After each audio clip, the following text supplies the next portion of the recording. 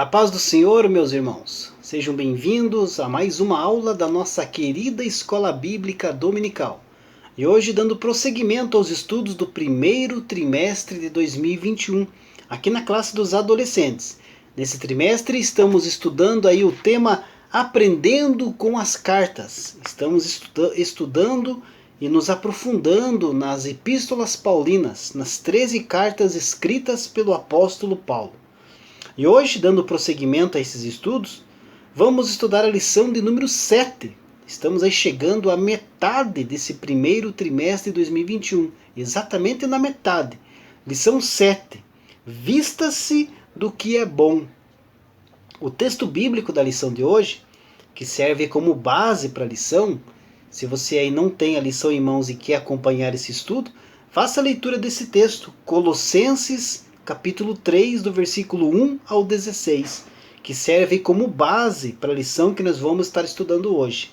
Colossenses, capítulo 3, versículo 1 a 16.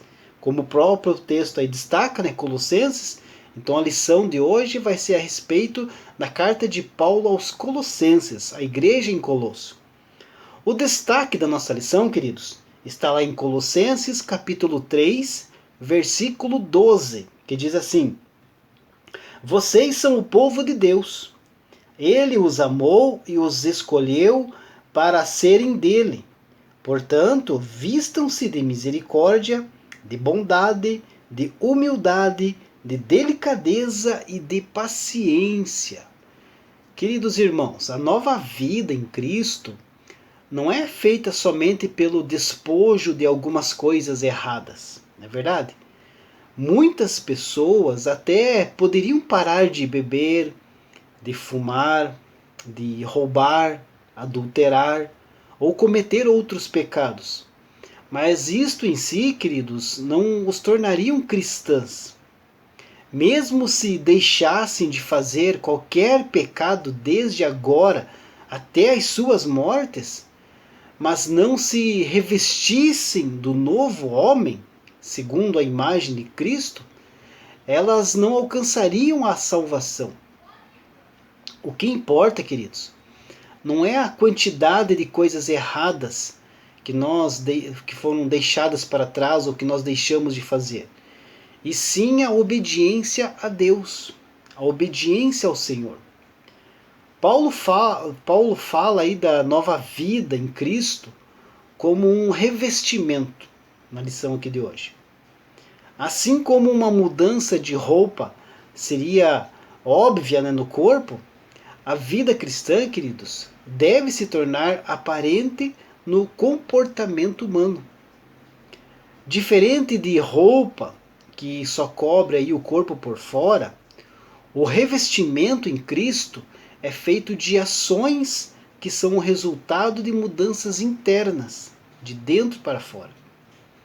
Nós somos amados, queridos, como filhos santos e escolhidos de Deus. Então não é de admirar que Deus nos chama para então ter aí um estilo de vida de compaixão, de bondade, de humildade, benignidade e paciência. Pense sobre quantas vezes o nosso Pai precisou usar essas qualidades em nossa vida, de usar conosco. Como não poderíamos então compartilhar com outros o que Deus tem compartilhado conosco com tanta abundância? Pense nisso. Se Deus já fez por nós, queridos, nós somos capazes de fazer pelos outros também.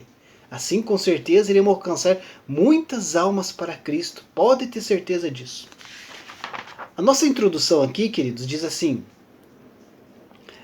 Paulo escreveu aos Colossenses quando esteve preso em Roma, com a finalidade de combater algumas doutrinas novas que estavam sendo ensinadas na igreja e ameaçando o futuro espiritual daquela comunidade.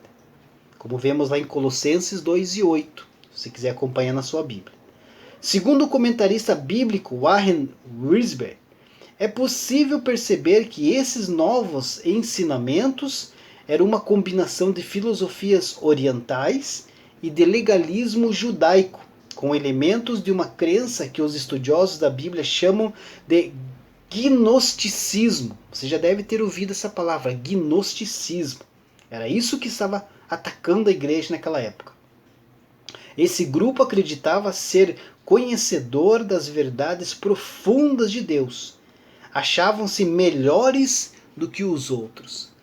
Então, queridos, ao escrever aqui a epístola aos Colossenses, o apóstolo Paulo entra em grande combate com um dos oponentes, né, com um dos oponentes mais tremendos da sua carreira. Como você pode acompanhar lá no capítulo 2, versículo 1 de Colossenses. Este inimigo, queridos, esse inimigo da igreja, é uma combinação meio que esquisita de práticas religiosas judaicas e orientais com o cristianismo.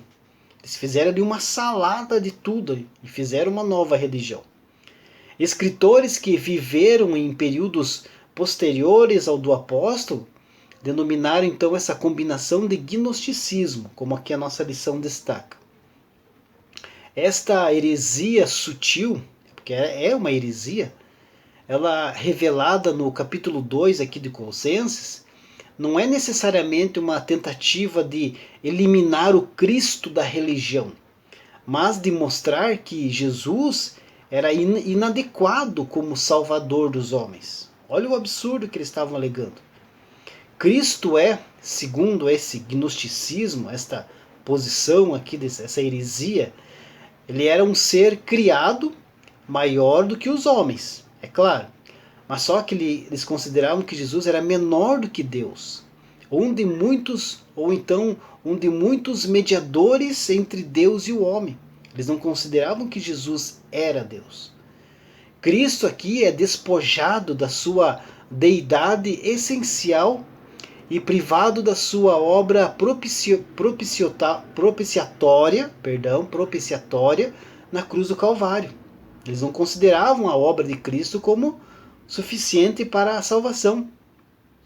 Os aspectos externos dessa religião, obras da justiça, ritualismo, asceticismo, abuso da carne, angelalotria, são enfatizados aí, como marcas distintivas do estilo cristão.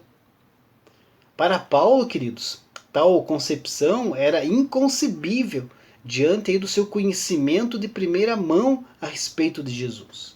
O que esta religião, que esse gnosticismo estava alegando com relação a Jesus era inaceitável.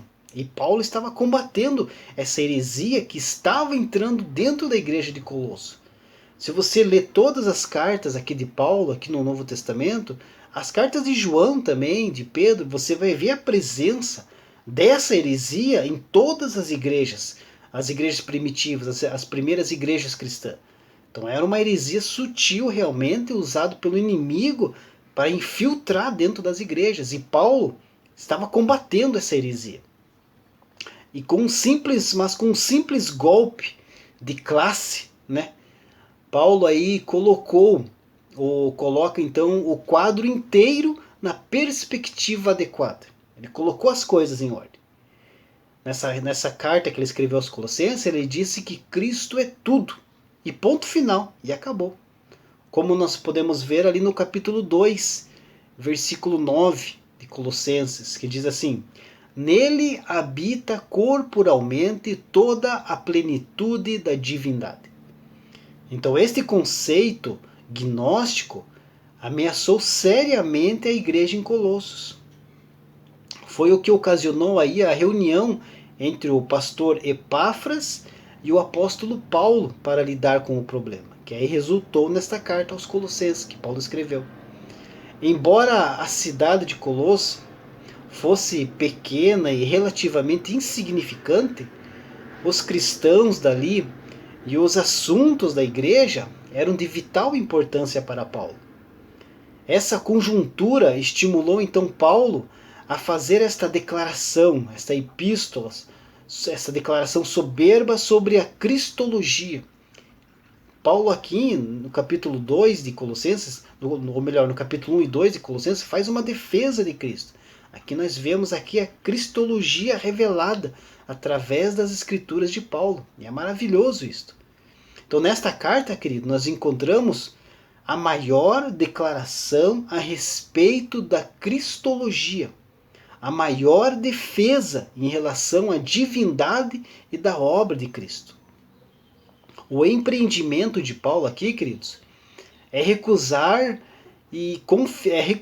confinar a pessoa de Cristo, né, nos limites aí do judaísmo messiânico.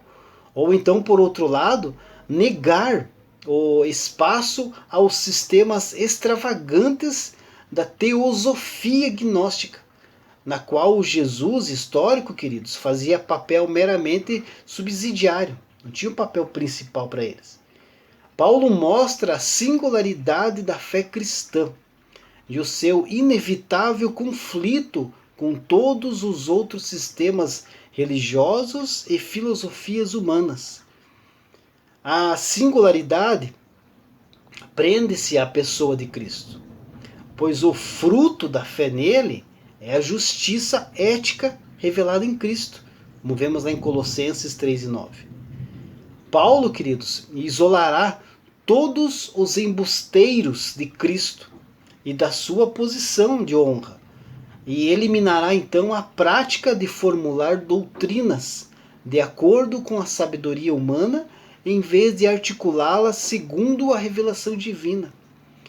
Ele então, queridos, o apóstolo Paulo, refutará todos os que desejam acrescentar outra exigência à salvação, senão Cristo, as quais de alguma forma depreciariam Jesus Cristo. Qualquer coisa que colocasse a mais ali na obra salvadora de Cristo é como se estivesse depreciando essa obra já feita por Jesus. E é isso que Paulo vem combater, porque o gnosticismo estava colocando aí mais cargas sobre os cristãos, né? Dizendo, alegando que esse plano de redenção de Cristo, esse plano que foi cumprido na cruz do Calvário, não era suficiente. Eles precisavam de mais. E Paulo vem combater isso. Ele cumprirá o seu objetivo, queridos, declarando que a plenitude divina habita em Jesus Cristo. Que ele, queridos, é um mistério que foi revelado, que todos os tesouros da sabedoria e da ciência estão em Jesus, e são por Jesus também, e que a perfeição se dá somente em união com Jesus. O Cristo do Evangelho que Paulo proclamava, queridos, leva o indivíduo à quietude, em vez desse ficar correndo atrás de toda opinião contraditória. É cada vez mais óbvio que o problema na comunidade de Colossos é pertinente também em nossos dias, né? De certo modo, não existente a uma geração só. O mundo, queridos, está aí se abrindo a passos largos para aceitar a suposta noção gnóstica de Cristo, a qual sustenta que ele se adapta a todas as religiões e sistemas. Os erros dos colossenses, queridos, também são os erros de hoje. Também são os erros que a igreja está cometendo hoje. Diante aí de tantos cultos, a questão continua perene. Que pensais vós de Cristo? De quem você é filho? Uma vez mais, queridos, cada indivíduo tem de identificar Jesus Cristo por conta própria nos termos bíblicos e segundo as suas considerações. E a epístola aos Colossenses é esplendidamente adequada para tornar essa identificação com Jesus possível. A nossa lição aqui, queridos, tem mais 3 pontos, né? Primeiro ponto aqui, junto do Pai, pensando no que importa e vestindo a roupa da santidade. Esse primeiro ponto aqui, ó, junto do Pai, contraditando os falsos ensinamentos, o apóstolo Paulo passa a mostrar aos colossenses que a nova vida que passamos a viver em Cristo é marcada por 3 importantes momentos que falam sobre o nosso relacionamento com Ele, a saber, a morte, a ressurreição e o ocultamento. Então Paulo inicia o capítulo 3 desta carta, queridos, lembrando aí os irmãos de como eles haviam iniciado no Evangelho, fazendo eles recordar de que tinham sido mortos para o pecado e ressuscitado com Cristo em uma nova vida, e por isso as suas vidas já não estavam mais firmadas em coisas terrenas, em coisas temporais, mas nas coisas eternas.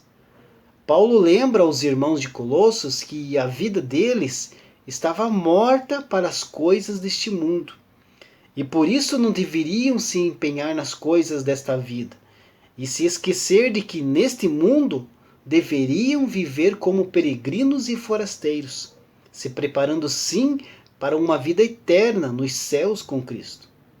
Paulo lembra aos irmãos que na volta do Senhor Jesus Cristo, a igreja também será manifesta em glória, santidade e irrepreensível. E por isso nós devemos ter a mente voltada para o céu, e não fugir e retrair-se, mas refletir as características divinas desta nova vida que Deus aí disponibilizou para todos os crentes de todos os lugares e de todas as épocas. Também está acessível para nós. O segundo ponto aqui, pensando no que importa. Ali no final, amados, o último parágrafo da lição diz assim: que o conselho de Paulo aos irmãos de Colosso seja ouvido e considerado por nós. Tenham cuidado para que ninguém os torne escravos por meio de argumentos sem valor, que vêm da sabedoria humana. Essas coisas vêm dos ensinamentos de criaturas humanas e dos espíritos que dominam o universo e não de Cristo. Domine seus pensamentos humanos, levando-os a obedecerem a Cristo. Pense nas coisas do alto. Então, cada ser humano, queridos, desde o momento do seu nascimento, está em busca de alguma coisa, não é verdade? Nós buscamos aí uma vida melhor, uma melhor saúde, nós buscamos felicidade, alegria, paz e uma porção de outras coisas aqui que, se fosse para enumerar, ficaríamos até amanhã falando. Mas nós cometemos o equívoco de pensar que coisas assim, queridos, podem preencher o vazio de nossas vidas, né? Mas Deus tem uma outra maneira de nos satisfazer, que são as coisas do alto, as coisas celestiais. Ele sabe que o mundo e as suas atrações passam, são transitórias, são momentâneas. Tudo o que nós temos hoje, queridos, amanhã nós podemos perder tudo. Por isso que Jesus nos diz, lá em Mateus, capítulo 6, do versículo 25 ao 34, Jesus disse assim: não andeis cuidadosos quanto à vossa vida, pelo que haveis de comer ou pelo que haveis de beber, nem quanto ao vosso corpo, pelo que haveis de vestir. Não é a vida mais do que o mantimento, e o corpo mais do que o vestuário? Olhai para as aves do céu, que nem semeiam, nem cegam, nem ajuntam em celeiros, e vosso Pai Celestial as alimenta. Não tendes vós muito mais valor do que elas? E qual de vós poderá, com todos os seus cuidados, acrescentar um côvado à sua estrutura? E quanto ao vestuário, por que andais solícitos? Olhai para os lírios do campo, como eles crescem. Não trabalham, nem fiam, e eu vos digo que nem mesmo Salomão, em toda a sua glória, se vestiu como qualquer deles. Pois, se Deus assim veste a erva do campo, que hoje existe, e amanhã é lançada no forno, não vos vestirá muito mais a vós, homens de pouca fé? Não andeis, pois, inquietos, dizendo: que comeremos, ou que beberemos, ou com que nos vestiremos? Porque todas estas coisas os gentios procuram. De certo, vosso Pai Celestial bem sabe que necessitais de todas estas coisas, mas buscai primeiro o reino de Deus e a sua justiça, e todas estas coisas vos serão acrescentadas. Não vos inquieteis, pois, pelo dia de amanhã, porque o dia de amanhã cuidará de si mesmo. Basta a cada dia o seu mal. Palavras do nosso Mestre Jesus. Hoje, queridos, o ativismo secular tomou conta do coração do ser humano. E ele vive como se fosse apenas terreno, mas há algo a mais. Algo que vem de cima, que vem do alto, que vem do céu. Não somos apenas matéria, nós somos espírito. E o nosso espírito não se satisfaz com o material. Por isso, queridos, levantemos nossos olhos para cima e busquemos mais as coisas do alto. E como diz o poeta, vivamos em alto nível e o nosso nível será mais alto. O ponto 3 aqui da lição, partindo para o final, vestindo a roupa da santidade. O último parágrafo diz assim: devemos sempre nos lembrar que em Cristo nos despimos da velha natureza e nos vestimos da nova natureza. Somos convocados a nos vestir de misericórdia, de bondade, de humildade, de delicadeza e de paciência. Nossas novas vestes são roupas de santidade, amor, paz e perdão. Somos o seu povo. Então, queridos, nesse mundo de novos homens, de nova natureza, não há classes sociais. Só o pecado que desqualifica a pessoa para a salvação. Raça, rito ou cultura não vai desvalorizar o homem. Cristo, querido, está em cada crente e cada crente está em Cristo, qualquer que seja a sua posição social. Discriminação nacional, religiosa, cultural e social desaparece na comunidade inteiramente cristã. Mas Paulo, queridos, nos faz um alerta para que deixemos a nossa velha natureza, assuma o controle das nossas palavras e ações e nos convoca para que vistamos de roupas de santidade. Então não podemos permitir que a nossa velha natureza assuma o controle da nossa vida. Somente aí nos revestindo por essa nova roupa, através da nova criatura, aceitando a Cristo, nós podemos aí viver em santidade. Lá em Hebreus 12:14 está escrito assim: siga a paz com todos e a santificação, sem a qual ninguém verá o Senhor. A santificação, queridos, é um processo aí que ocorre durante toda a vida daquele que foi redimido em Jesus Cristo.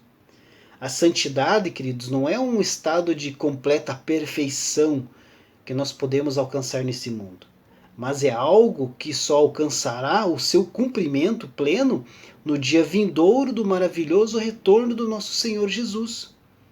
Nesse mundo, queridos, ainda estamos aí sujeitos ao pecado, mas através da santificação nós vamos mortificando a nossa carne e nos submetendo à vontade de Deus. O objetivo, queridos, é que possamos ser cada vez mais parecidos com Cristo, por meio da obra do Espírito Santo em nosso coração. Aqui vale dizer que algumas pessoas entendem aí equivocadamente que a santificação é a causa da nossa salvação. Elas pensam que só somos salvos porque nos santificamos. Mas na verdade, queridos, a santificação não é a causa, e sim o efeito da nossa salvação. Nos santificamos porque somos salvos. Em outras palavras, se alguém diz ser salvo, mas a sua conduta não reflete o caráter de Cristo, e vive aí uma vida distante da vontade de Deus, onde não se podem ver os resultados efetivos da santificação, então tal pessoa, queridos, nunca foi verdadeiramente salva. Diante de tudo isso, a conclusão realmente é uma só. Sem paz e santidade, ninguém poderá ver o Senhor. Nosso Deus, queridos, é amor, mas também é igualmente santo e justo. Em outras palavras, só é possível que alguém tenha paz com Deus e seja considerado justo diante dele se for reconciliado e feito santo mediante a obra de Cristo. Deus abençoe a sua vida e até a próxima lição, se Deus assim permitir.